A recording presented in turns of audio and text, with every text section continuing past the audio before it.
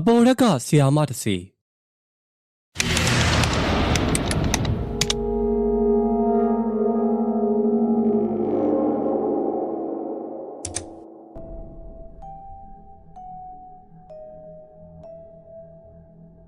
ီဝါရမိသားစုကမျိုးတစ်မျိုးကဝန်ထမ်းလမ်းကြားမှာနေပါတယ်ဝန်ထမ်းလမ်းကြားဆိုပေမဲ့လည်းအစိုးရကတရားဝင်ချပေးထားတဲ့ဝန်ထမ်းအိမ်ယာမျိုးမဟုတ်ပါဘူးအဲ့ဒီဝန်ထမ်းလမ်းကြားတွေကအိမ်တွေအကုန်လုံးနှီးပါကအစိုးရဝန်ထမ်းမိသားစုတွေမလို့ဝန်ထမ်းလမ်းကြားလို့နာမည်တွင်တာပါဒီဝန်ထမ်းလမ်းကြားတွေဝါတို့ရောက်လာရပုံကဒီလိုပါဝါတို့မိသားစုမှာကဝါကသမီးအကြီးဆုံးဖြစ်ပြီး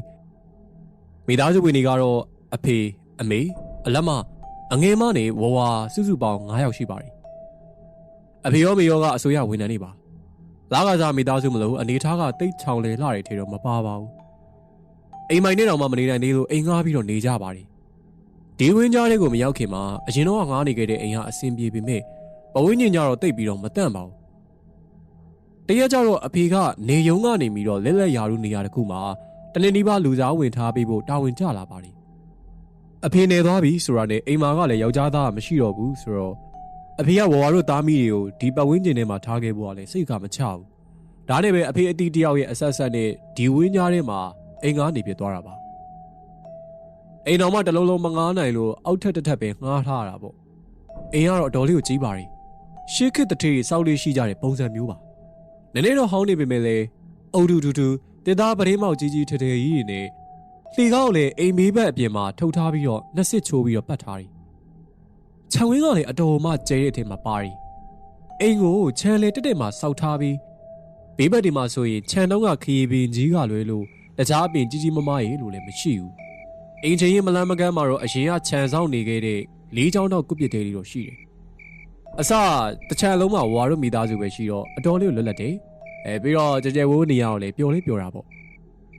့ဒါမဲ့နှစ်လလောက်လေကြာတော့အပေါ်ရက်ကိုအလေတန်းပြစီယာမတယောက်ကအိမ်ကအစ်စ်ရောက်လာတယ်အသက်ကတော့30ဝန်းကျင်လောက်ရှိပြီးတော့ပုံစံအဖြစ်ကတော့မပိန်မော်ကအရက်မြင့်မြင့်သပင်းရှိရှိနဲ့အတော်လေးကိုရှင်းတယ်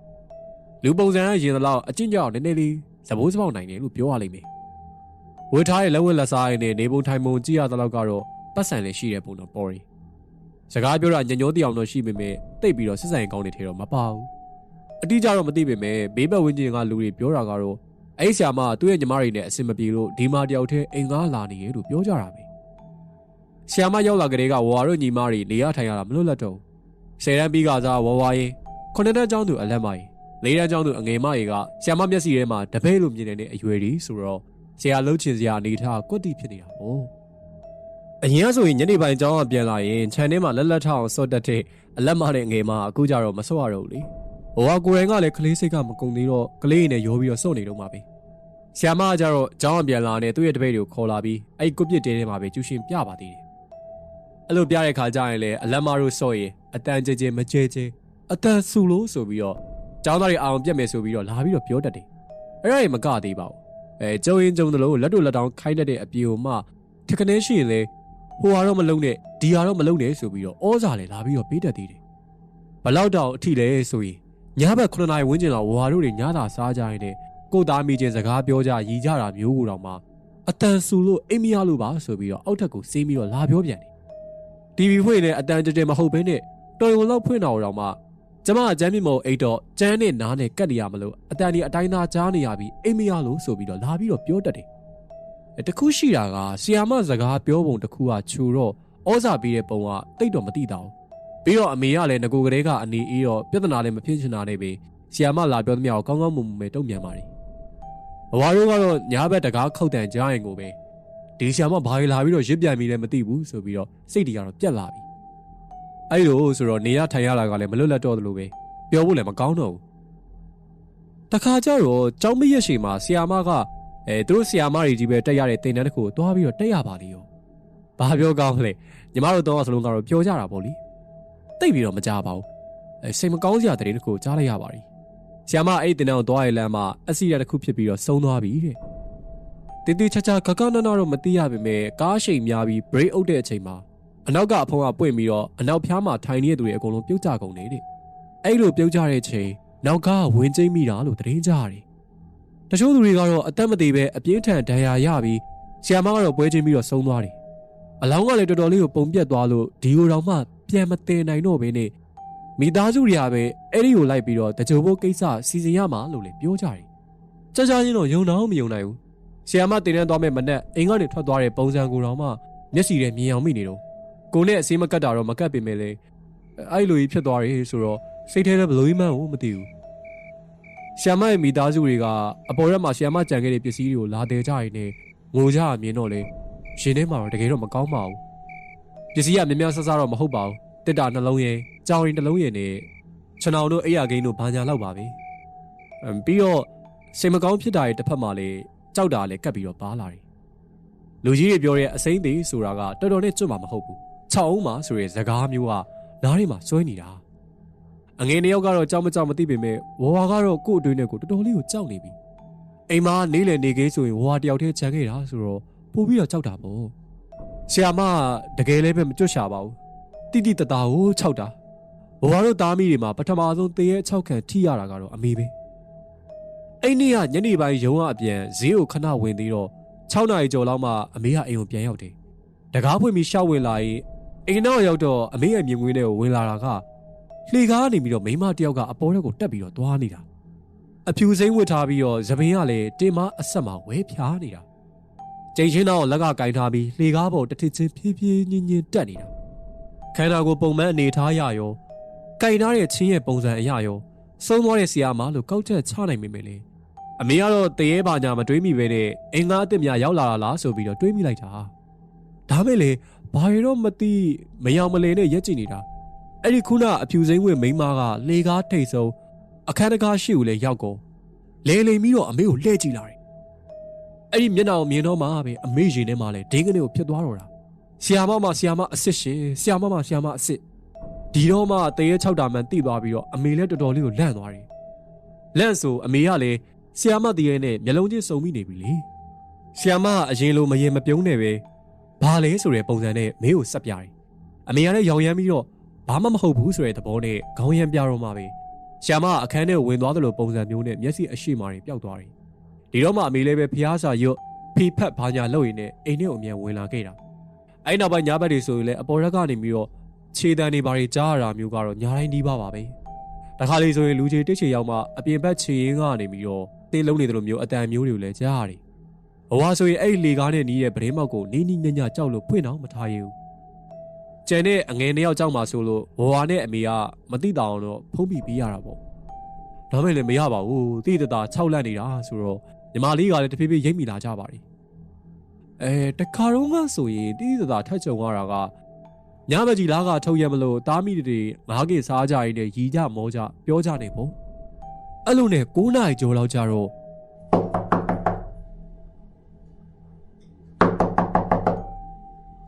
အဲ့လိုမျိုးတကားခောက်တန်အကျဉ်းကိုကြားလိုက်ရတော့ဘဝတို့၄ယောက်စလုံးအတန်တီတိကနေငြိမ်ကြသွားတယ်ညီမတည်းအမေမျက်နှာကိုလှမ်းကြည့်တော့အမေကအတန်မထွက်ကြနဲ့ဦးလို့ပြောပြီးတော့ရေဦးစင်သားမှာထောင်ထားတဲ့တန်တူရင်းကိုကိုင်ရင်းနဲ့တကားနောက်ကတ်သွားတယ်အမေကကြတော့အိမ်ကိုလူတွေပါကတ်တာမျိုးဖြစ်မှာစိုးရင်တာဒီရက်ကွက်ကဝင်းတကားည9နာရီဆိုတာနဲ့ပိတ်တဲ့ပြင်ဒီဘက်ပြောင်းလာကလေးကတခိုးတဝက်ရန်နေပါလေလည်းမကြားမိဘူးအိမ်ကြီးသိမ့်မရှိတော့လမ်းကြားမှာမျက်နှာစိမ်းဝင်လာရင်တော့မှသိတာမလို့ညာရင်းညတာအတွက်အနေနဲ့များတော့မပူရပါဘူးအခုကျတော့ခြံတကားလည်းတောက်ခတ်ပြီးတဲ့ပြေကိုမှအပေါ်ထဲမှာနေတဲ့ဆရာမလည်းမရှိတော့တာကိုအချိန်မတော်တကားလာခောက်တာဆိုတော့အမေလည်းပဲလိုရမေးရဆိုပြီးတော့လက်နဲ့ကင်ထားပြီးတော့မှတကားနောက်ကတ်သွားတာပေါ့အဲ့ဒီတကားနောက်ရောက်တော့အမေကအထဲကနေပြီးတော့အပြင်ကနေမမြင်အောင်မှန်မှာကတ်ထားတဲ့သတင်းစာအဆောက်အသားလေးလက်ပြီးတော့အပြင်ကိုလှမ်းကြည့်လိုက်တယ်အဲ့လိုကြည့်နေနေအမေငြိမ်ကြသွားတော့မှအဲ့လိုမျိုးထပ်ပြီးတော့တကားခောက်တန်ထွက်လာတော့အမေရဲ့လန့်ပြီးတော့စက်ကနေတုံသွားတယ်အမေလန့်တော်ကြည့်ပြီးတော့ဟိုဟာတို့ကလည်းရင်းနေပါထိတ်တာပေါ့အမေကတော့ဘာမှမပြောဘဲနဲ့ခဏလောက်တူတူကြီးရက်နေတာတကားခောက်တန်ရက်သွားပြီးတော့တိတ်မကြောက်ဘူးဟိုဟာတို့တကားရှိရနေလှေကားဘက်ထွက်သွားတဲ့ခြေတံရီလှေကားပေါ်တက်သွားတဲ့ခြေတံရီကိုပြပြကိုကြားလိုက်ရတယ်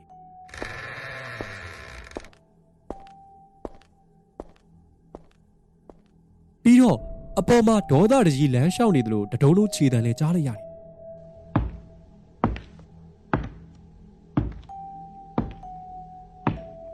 ဘဝကတော့အချိန်တွေကိုသဘောပေါက်လိုက်ပြီမလို့ရင်းနေတဒိန်းတုံနေပါ ರಿ အမေကတော့ဘာမှမဖြစ်သလိုပဲပြန်လှည့်လာပြီးတော့ လက်ဆေးပြီးတော့အိတ်ကြဆိုသမီးတို့မိုးချုံနေပြီလို့ပဲပြောတယ်အိတ်ခန်ဒီသားမီးတွေဖះရှိခိုးပြီးတဲ့အချိန်အလက်မလာပြောတာကသမီးတို့စူနေတာကိုဆီယာမမကျေနပ်တာလားမသိဘူးနော်မေဆီယာမအစိမ့်တွေဆိုတော့မကြဘူးမလားအလက်မစကားကိုကြတော့ဘာရဲ့ကြောင်မှန်းမသိဟော်ဝါလေးကြောထဲမှာစိမ့်သွားပြီးတော့စက်သိန်းတွေပါထသွားတယ်တေချာတွေးကြည့်ရဲ့အစိမ့်သေးရဲ့နဲ့အပေါ်ထဲအောက်ထပ်နေနေရရဲ့အဖြစ်ကိုအမေကတော့သမီးတွေမကြောက်အောင်လို့စကားလမ်းကြောင်းကိုလွှဲပစ်လိုက်ပါတယ်နောက်တစ်ခါကျတော့ညနေခင်းဘက်ကြီးအချိန်မဟုတ်အခါမဟုတ်လေးတွေမုံမိုးတွေအုပ်ပြီးတော့ပုံရင်တစ်ခုလုံးမှောင်ကျလာတယ်အမေကပြန်မလာသေးတော့အိမ်မှာညီမတို့တောင်းရောက်ပဲရှိတာအငယ်တယောက်ကအိမ်ထဲထားခဲ့ပြီးတော့ဝဝကအပြင်မှာလှမ်းထားတဲ့အဝတ်တွေကိုသွားပြီးတော့ရုပ်တယ်အဝတ်ရုပ်ရည်နဲ့မြင်ကွင်းထဲမှာလှုပ်လှုပ်ဖြစ်နေတာတခုခုကိုမြင်လို့လှမ်းပြီးတော့ကြည့်လိုက်တော့အမလေးတော်ဝဝလန့်သွားပြီးတော့ကိုယ့်ရင်ဘက်ကိုဖိထားလိုက်မိတယ်ခြံလေးကကိုပြစ်ဘေးမှာအဖြူစိမ်းဝင်းနဲ့ဒိုတချောင်းကင်ပြီးတော့သပင်ဖားလျားချငိုင်းဆိုင်နဲ့ပတ်လျှောက်နေတဲ့ဆီယာမပဝန်းကျင်နေထားနဲ့မြင်နေရရင်မြင်ကွင်းကကြောက်စီယာအတိမလို့ရင်ထဲမှာတလိုက်လိုက်နဲ့ကိုတုံးလာတာဒါနဲ့ဝဝလည်းပဲအဝတ်တွေပါအမြန်ဆွဲရုပ်ပြီးတော့အိမ်မက်ကိုအမြန်ပြေးတယ်ပြီးတော့တကားတွေပါတွေကိုတေချာပိတ်ပြီးတော့ညီမတော်တော်ကအမေပြန်လာကိုမျှော်ရတယ်အငယ်တယောက်ကဘာမှမသိပေမဲ့ဝဝကတော့အမေပြန်လာမှပဲတပြင်းချနေတော့တာပဲထိတ်မကြပါဘူးအငယ်တယောက်ကလည်းမျက်မြင်ကိုတွေ့ကြုံရတဲ့နေ့ကိုရောက်လာတယ်အိမ်လေးကကြောင်းပိတ်တော့နှစ်ယောက်သားကတက်ကြွပြီးတော့မနက်စောကြီးကလေးကထဆော့နေကြတာအိမ်နဲ့အဝေလန်းတဲ့အတိုင်းမှာကျိုးချီပြီးတော့ကျိုးခုန်နဲ့ဆော့ကြရင်နဲ့နေညစ်တာငါညစ်တာနဲ့ညင်းခုန်နေကြတာပေါ့အဲ့ဒီအချိန်မှာအပေါ်တဲ့ဗရင်းမောက်တစ်ပေါက်ကဝုန်းကနေပွင့်သွားတာနဲ့တယောက်စလုံးကလည်းအလံတကြားမိုးကြည့်နဲ့ဗဇက်အဟောင်းသားတွေဖြစ်ကုန်တယ်ပြီးတော့လည်းပဲဘာမှမမြင်ရပါမယ်အစိုးရပဲရှိသေးတာကိုဘာလို့စူညံနေကြလဲဆိုရဲဆီယာမရဲ့အတန်ကိုပေပေတတကြားလိုက်ရတယ်ပြီးတော့လေမတိုက်ဖ ೇನೆ ဗရင်းမောက်တကယ်ရက်တွေကသူ့လိုအုံကနေပိတ်သွားပြန်တယ်အဲ့ကြမှာငယ်မလည်းအမလေးတရေချောက်တယ်မင်းရဲ့ဆိုပြီးတော့အီးကနေအုံကိုပြေးရင်းနဲ့အိမ်ထဲကိုဝင်သွားတယ်အလက်မလေးပဲအီးအားအားနဲ့အုံရင်းနဲ့ပြေးတာပေါ့အဲ့နေပြီးတော့အငယ်နှစ်ယောက်ကိုဒီကိစ္စမိမိပြော့ဖြစ်သွားအောင်လို့အဖွားအိမ်မှာ9ရက်လောက်သွားပြီးတော့နေခိုင်းလိုက်ရသေးတယ်နောက်တစ်ခါထက်ကြုံလာကြဝဝကအဲ့ဒီမနက်ကအဖေမွေးနေမလို့သားမီးနှစ်ယောက်တန်းစိုးလောင်းမို့ဆိုပြီးတော့မနက်စောစော3နာရီလောက်ကတည်းကအိယာထချက်ပြုတ်ပြင်ဆင်နေကြတာချက်လေချက်ပြီးသွားတော့စိုးနေပါရီတင်ရမယ်ခုံတယ်ဖို့ဆိုပြီးတော့ဝဝကအရင်ဆုံးခုံတလုံးနဲ့လမ်းထိပ်ကိုထွက်လာတယ်ထွက်လာကလေးကနောက်ကနေပြီးတော့တယောက်လိုက်လာတယ်လို့မျိုးခြေတောင်ကြားနေရလှည့်ကြည့်လိုက်တော့လေဘယ်သူမှရှိမနေပြန်ဝေလီအချိန်ဆိုတော့လေလမ်းထဲမှာလည်းရှင်းလင်းနေတာပဲဒီတော့ကိုလောက်ကလိုက်လာတဲ့ခြေတံတစ်ချက်ကတီတီချာချာကြီးကိုကြားရတယ်လမ်းထိပ်မှာခုံထားပြီးတော့စုံတပင်းဟင်းတွေပြန်တယ်ဖို့ပြန်လှည့်မယ်အလုပ်ဘဝမှာအန်ဩရာရောလမ်းနာရောကြောင့်နောက်ကိုခြေတလန်းပြန်ဆုပ်မိသွားတယ်လမ်းလေကောင်မှာဝဝဘက်ကိုဘေးလိုက်အနေထားနဲ့မမားကြီးရက်နေတဲ့ဆီယာမ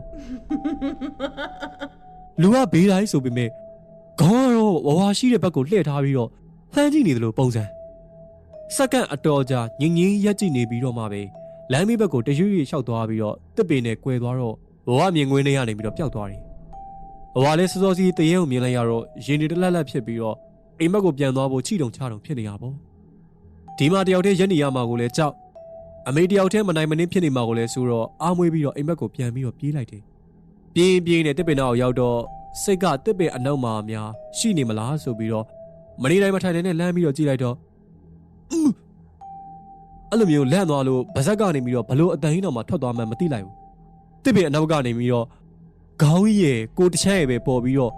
့ဝဝကိုပြူးတွေလှမ်းကြည့်နေတာအဲ့ဒါကြီးမြင်ပြီးခြေကုံတော့ပြေးလိုက်တာအိမ်ကိုဘလို့ပြန်ရောက်သွားမှန်းကိုမသိလိုက်ဘူးအမေကတော့ဝဝဒီလိုတွေမြင်ခဲ့တယ်ဆိုတာကိုသိတော့အဖေအတွက်မွေးနေ့ကုသိုလ်လုပ်ရင်းနဲ့ဆီယာမအတွက်လည်းရောပြီးရည်စူးပြီးတော့လှူလိုက်ပါတယ်ဆီယာမကိုအဲ့လိုမျိုးဟိုနေရာဒီနေရာမှာမြင်နေရတာကဝါတို့တွေမဟုတ်ပါဘူးဘေးအိမ်တို့အိမ်ကြီးချင်းတွေကလည်းမြင်နေသူတွေကမြင်နေတခါလေဆိုရင်အပေါ်တဲ့ဗရင်ပေါက်တွေကသူ့လိုပွင့်နေတတ်တာမျိုးပွင့်မြင်လည်းဘယ်သူမှမပိတ်ဖဲနဲ့ပြန်ပြီးတော့ပိတ်နေတတ်တာမျိုးတော်တော်များများတော့အပေါ်တဲ့ဗရင်ပေါက်နားမှာရက်နေတဲ့ဆီယာမကိုမြင်ကြပါတယ်တရက်ကဆိုရင်ညာကြီးချိန်မတော်လမ်းထဲမှာခွေးတွေအရန်အောင်ဟောင်းလို့ဆိုပြီးတော့တိန်ကျော်ကဦးလေးရလမ်းကိုထွက်ပြီးတော့ကြည့်တယ်လမ်းတိတ်ဘက်ကြီးထွက်ပြီးတော့ကြည့်ပြီးတော့မှပဲပြန်အလဲလာမှာဝဝတို့ခြံရှိရောက်တော့ခွေးတွေကအိမ်မက်ကိုကြည့်ပြီးတော့ဦးနေရနဲ့ဦးလေးရလည်းအိမ်ထဲကိုလှမ်းကြည့်လိုက်တော့ဘိန်းမောင်နားမှာဇက်လိန်ခေါင်းဆောင်ကြီးနဲ့လက်ပိုက်ပြီးတော့ရက်နေတဲ့ဆီယာမသေးရင်ပြီးတော့ ဘေးကနေပြီးတော့မီးတွေဟန့်နေတယ်လို့မျိုးထင်းထင်းလင်းလင်းမြင်နေရတာဆိုတော့တကယ်ကိုကြောက်စရာကြီးဖြစ်နေတာလေနောက်တစ်ခါကျဘေးကအမကြီးတယောက်ကညနေခင်းဝဝတို့အိမ်မက်ကိုကူးလာပြီးတော့ဟင်းလာပေးတာချက်ရှိမှရက်ပြီးတော့ဝဝအေးအောင်ကိုကြည့်နေတော့မှခေမင်ဘက်ကနေပြီးတော့လူရိတ်တွေ့လို့ဆိုပြီးတော့လှမ်းကြည့်လိုက်တော့ကျောင်းစိမ်းနဲ့ခေမင်ကိုင်းပေါ်မှာထိုင်နေအမကြီးကိုမြေကျောစိမ်းနဲ့ကြည်နေရနေတယ်ကြုံသွားလို့អော်ပြီးတော့ပြေးပါလေရောအဲ့ဒီမာကြီးဆိုရင်အကြောက်လို့ပြီးတော့ဖျားပါဖျားတာဒီတော့ဘေးကလူတွေကတော့ဝဝတို့သားမီးတွေတရေနဲ့အပေါ်တဲ့အောက်ထက်ဘလို့များနေလဲဆိုပြီးတော့အံ့ဩကြတာပေါ့တခုလို့ဖို့ပြောကြရည်လည်းရှိပါရီအဓိကတော့အရှင်ကလာပြီးတော့မနေသေးရလဲပါတယ်ဆီယမငါးထားရဲ့အိမ်ငါးကလေ3 လနီးပါးလောက်ကျန်နေသေးတာဆိုတော့အဲ့လောက်များစိတ်ဆွဲပြီးတော့ကတ်နေသေးရများလားဆိုပြီးတော့လေထင်ကြီးတွေပေးကြတာပေါ့အဲ့လိုနဲ့တရက်ကြတော့စနေတနင်္ဂနွေနဲ့အခါကြီးရကြီးပိတ်ရက်2ရက်ဇက်တိုက်ဆုံတော့အဖေကရက်ရှည်အချိန်ရသွားလို့ဝါတို့စီကိုခဏလောက်ပြန်လာတယ်အဖေပြန်လာတော့အဖေရဲ့အမေရဲ့အငယ်မကြီးကအခန်းထဲမှာအိပ်ပြီးတော့ဘဝနဲ့အလက်မကတော့အပြင်အေကန်းထဲက TV အရှိမှာပဲအိပ်ပါရီအမေကအဖေကိုဒီမှာဖြစ်ခဲ့တာတွေပြောတော့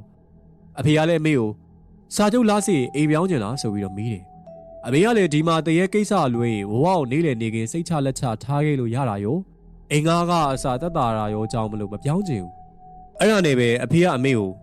အိမ်မှာဖုန်းကြီးပါညာပင့်စိုးနေပါရီကတရားတွေပါနာကုသိုလ်လုပ်ဖို့နဲ့ဝါတို့ကိုလည်းဖះတရားတေချာလို့ပြောပါရီအဲ့လိုနဲ့အဖေပြန်ရောက်လာတဲ့ဒုတိယညကြတော့ညဘက်ကြီးမီးလာနေရတဲ့ဝါတို့ညီမကြီးလည်း TV ကြီးကြရင်းနဲ့တော်တော်နဲ့ကိုမအိပ်ကြဘူးည10 နာရီကျော်လောက်ကြတော့အငယ်မကအိတ်ချင်လာတဲ့အခန်းထဲဝင်သွားတယ်အပြင်မှာဝဝရဲ့အလက်မကြီးပဲကျန်ခဲ့တာပေါ့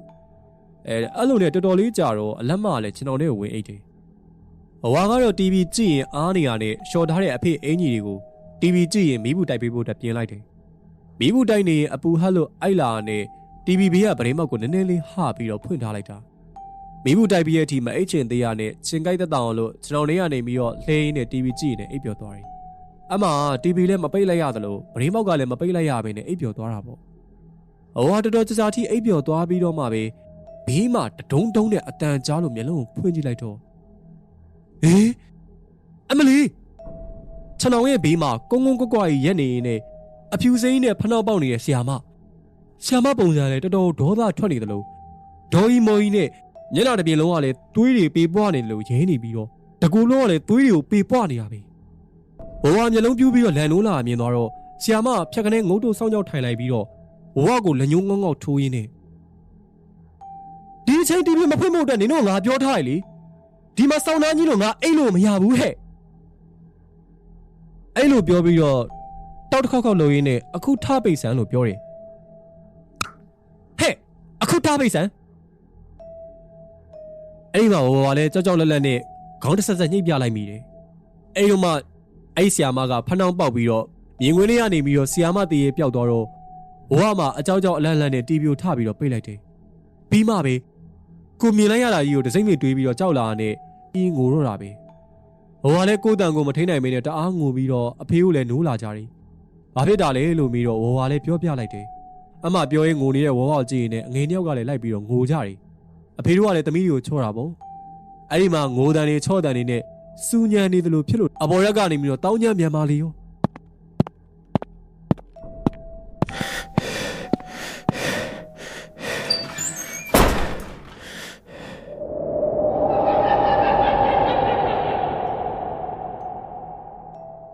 ပရင်းပေါက်တွေတအုံပိတ်လိုက်တဒုံဖနှောက်နဲ့ပေါက်လိုက်လေကားနေပြီးတော့